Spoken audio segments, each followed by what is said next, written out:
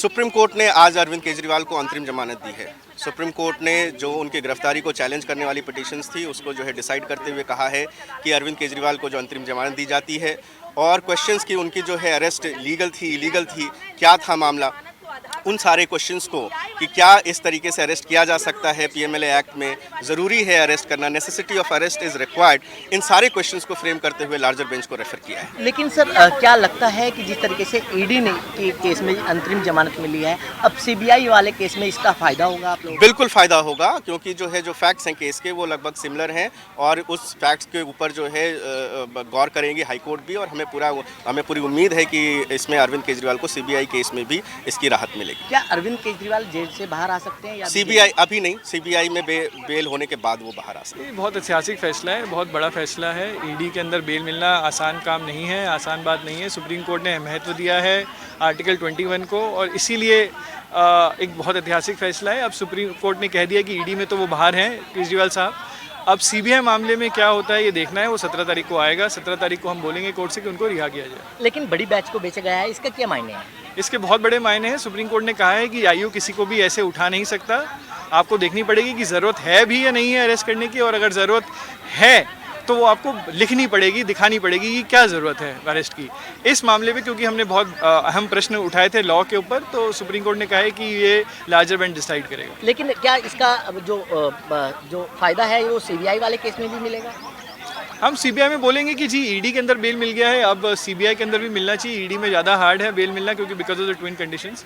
Supreme court ने आज अरविंद केजरीवाल को अंतरिम जमानत दी है। सुप्रीम कोर्ट ने जो उनकी गिरफ्तारी को चैलेंज करने वाली पिटीशंस थी उसको जो है डिसाइड करते हुए कहा है कि अरविंद केजरीवाल को जो अंतरिम जमानत दी जाती है और क्वेश्चंस की उनकी जो है अरेस्ट लीगल थी इलीगल थी, क्या था मामला, उन सारे क्वेश्चंस को कि क्या इस तरीके से अरेस्ट किया जा सकता है, पीएमएलए एक्ट में ज़रूरी है अरेस्ट करना, necessity of arrest is required, इन सारे क्वेश्चंस को फ्रेम करते हुए लार्जर बेंच को रेफर किया है। लेकिन सर क्या लगता है कि जिस तरीके से ईडी ने के केस में अंतरिम जमानत मिली है, अब सीबीआई वाले केस में इसका फायदा होगा आप लोगों को? बिल्कुल फ़ायदा होगा, क्योंकि जो है जो फैक्ट्स हैं केस के वो लगभग सिमिलर हैं और उस फैक्ट्स के ऊपर जो है गौर करेंगे हाई कोर्ट भी, और हमें पूरी उम्मीद है कि इसमें अरविंद केजरीवाल को सीबीआई केस में भी इसकी राहत मिलेगी। क्या अरविंद केजरीवाल जेल से बाहर आ सकते हैं या सीबीआई अभी नहीं, सीबीआई में बेल होने के बाद वो बाहर आ सकते हैं। ये बहुत ऐतिहासिक फैसला है, बहुत बड़ा फैसला है। ईडी के अंदर बेल मिलना आसान काम नहीं है, आसान बात नहीं है। सुप्रीम कोर्ट ने महत्व दिया है आर्टिकल 21 को, और इसीलिए एक बहुत ऐतिहासिक फैसला है। अब सुप्रीम कोर्ट ने कह दिया कि ईडी में तो वो बाहर हैं